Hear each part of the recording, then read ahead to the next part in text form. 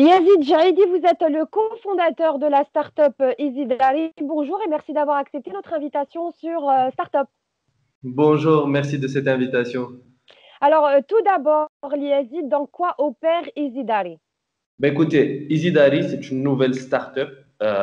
Donc, on a une plateforme en ligne de mise en relation entre des prestataires du secteur de la beauté et des clients pour des services à domicile.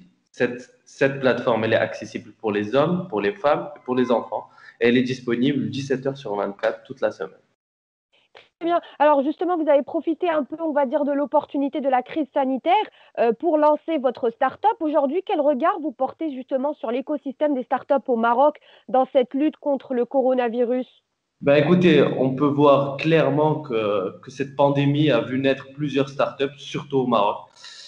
Je dirais déjà par le biais des crédits octroyés par la CCG Intella. Donc, parce que le premier défi des startups, c'est bien évidemment le Le financement. financement. Donc, c'est grâce à ces crédits octroyés qu'on a vu naître autant de startups et aussi le nombre d'opportunités. Donc, on verra plusieurs startups qui ont été créées déjà pour faire de la mise en relation pour des services à domicile. Donc, on verra aussi toutes les livraisons, etc.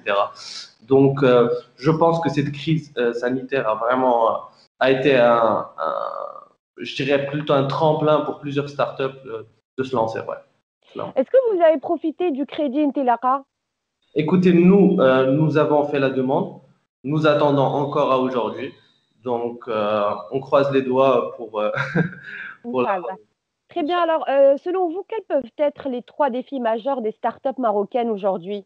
Ben écoutez, comme je vous l'ai dit, le premier défi, c'est l'accès au financement.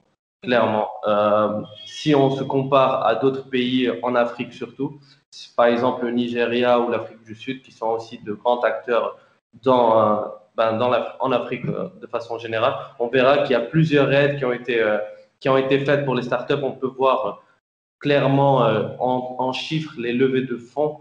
On voit clairement la différence entre ces pays-là et le Maroc. Alors aussi, on peut avoir accéder au marché public et privé clairement aussi. Donc, les personnes, je dirais, les clients ne sont pas encore adaptés à cet écosystème de start-up au Maroc. Donc, il faut faire évoluer aussi les mentalités. Je pense que ça commence petit à petit. Et je pense que c'est aussi un défi. Donc, avoir gagné la confiance des gens.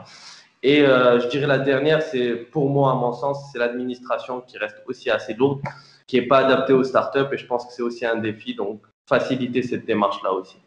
Est-ce que vous avez des ambitions à l'échelle africaine, comme étendre vos activités peut-être dans quelques pays africains?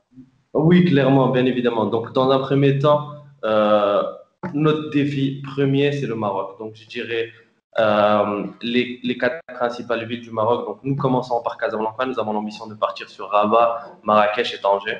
Et ensuite, après cette expansion, je dirais, nous avons des ambitions d'abord nord-africaines, donc dans le nord de l'Afrique, et aussi au niveau du Moyen-Orient.